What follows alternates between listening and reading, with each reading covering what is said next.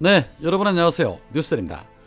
대구시장인 홍준표가 폭우로 인한 재난에도 불구하고 주말 골프를 치는 바람에 국민들로부터 분노의 질타와 비판을 받고 또 국힘당으로부터 제명까지 받을 수 있다는 소식이 전해지고 있는 가운데 국힘당 금천구 당원협의회 200명이 이 난리에도 불구하고 지난 15일 2024년 총선을 승리로 이끌자며 전라북도 김제로 당원교육 워크숍을 떠난 사실이 뒤늦게 알려져서 비판 여론이 거세게 일고 있습니다.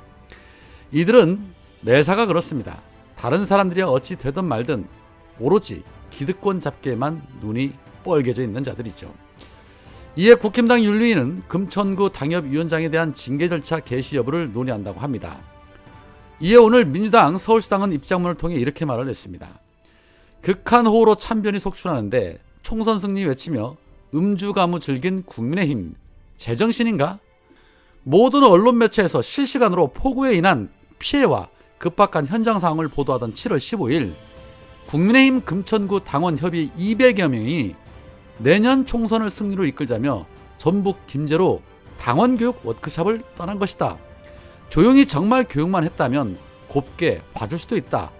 충실한 교육을 하기 위해 고등학교 강당도 빌렸는지 모르겠다. 하지만 학생들의 교육을 위해 써야 할 강당에서 초대 가수를 불러 음주 가무를 즐기고 동별로 노래 자랑까지 했다고 한다. 그나마 남은 논밭이 휩쓸려 갈까, 산사태가 또 가족을, 이웃을, 마을을 뒤덮지 않을까 전전긍긍하고 있던 그곳, 그 시간에 말이다 라고 국민의힘 금천구 당원위원회를 공개 저격했습니다. 그러면서 순방길에 나섰다가 귀국하자마자 피해 현장을 돌아봤다는 대통령이나 부적절한 언행으로 무리를 빚지 말라고 당부하는 집권여당 대표는 이 사실을 알기나 할까? 분명한 사실은 아무리 예정되어 있던 행사라고 해도 전국이 물난리로 큰 피해를 보고 있다는 속보가 실시간으로 오고 가는 상황에 그대로 진행하는 것은 결코 국민의 눈높이를 충족시킬 수 없다. 한심함을 넘어 경악스럽다라고 개탄했습니다.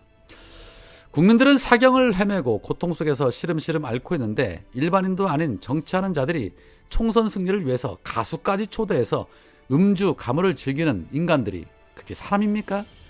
이런 부분들은 전 국민이 다 알아야 합니다. 윤석열뿐만 아니라 국힘당은 원래 이런 자들이다. 그들의 머릿속에는 국민은 늘 안중에도 없고 오로지 표로만 생각하는 그런 인간들이다 라는 것을 말입니다. 그리고 설령 잘못을 하면 절대 자기 잘못을 인정 안 하고 오히려 더 뻔뻔하게 나오는 그런 족속들이기도 하지요. 김건희 명품 쇼핑 논란에 대한 해명보다는 정쟁거리라며 국민들을 대놓고 무시하고 아예 입을 닫아버립니다. 오늘 박재홍의 한판 승부에 국힘당의 이용이 출연을 해서 이런 말을 했죠.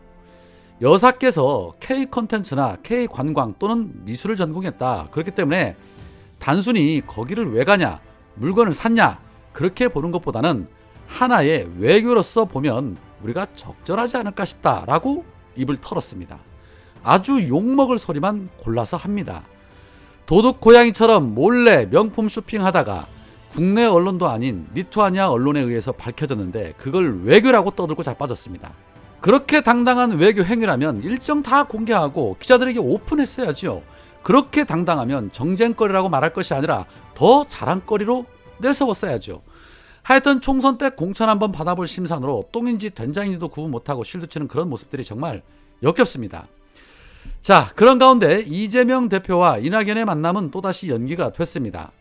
이재명 대표의 관계자는 두 사람의 만찬 회동은 집중호우 대비와 수해 복구에 집중하기 위해서 수년이 됐다.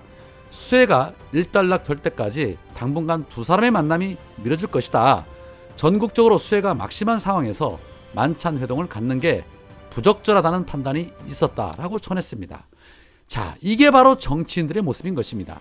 무엇이 중하고 무엇이 우선인지를 알고 거기에 맞는 행동을 해야죠.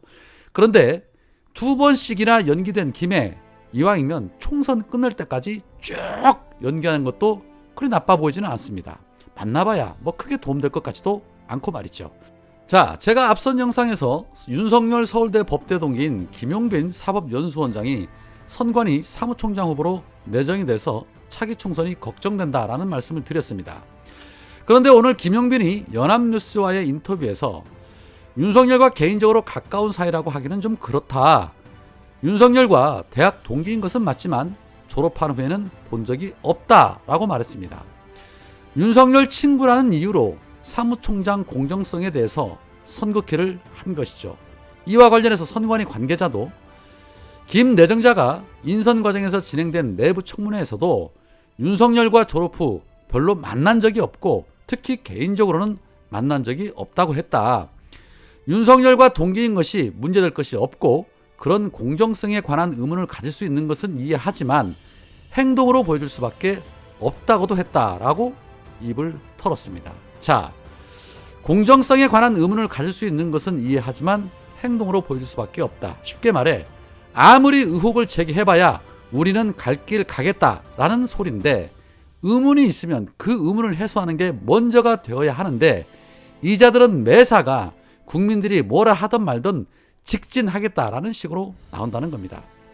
윤석열 동기인 게 문제될 것이 없답니다. 왜 문제가 안 됩니까?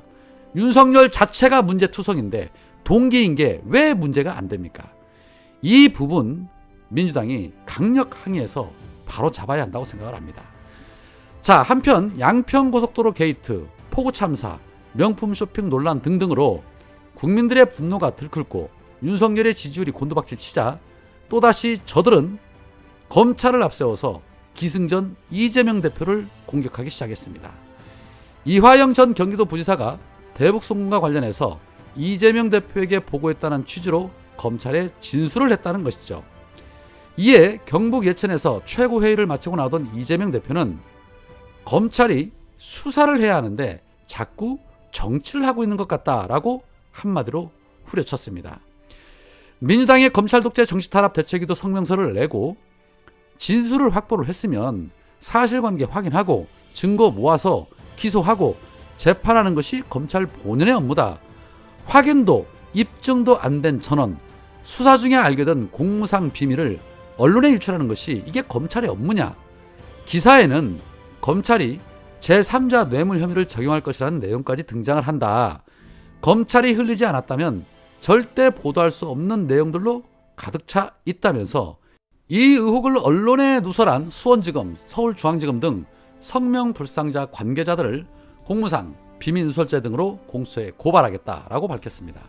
자신들에게 불리하면 가짜치도 않은 이슈를 끄집어내는 검찰의 구태정치, 이젠 국민들이 안 속습니다. 이화영 부지사에게 압박을 가하기 위해서 그의 가족들을 또 멸문지화시키려고 압박하고 있는 검찰들인데 심리적 대통령은 국민들을 위해서 불철주야 전국을 누비며 안간힘을 쏟고 있는데 증거 하나 제시하지 못하면서 제3자 뇌물죄, 이게 가당키나 한 일입니까? 정권이 바뀌면 개혁이 아니라 해체가 답이라는 생각입니다. 오늘은 여기까지입니다. 고맙습니다.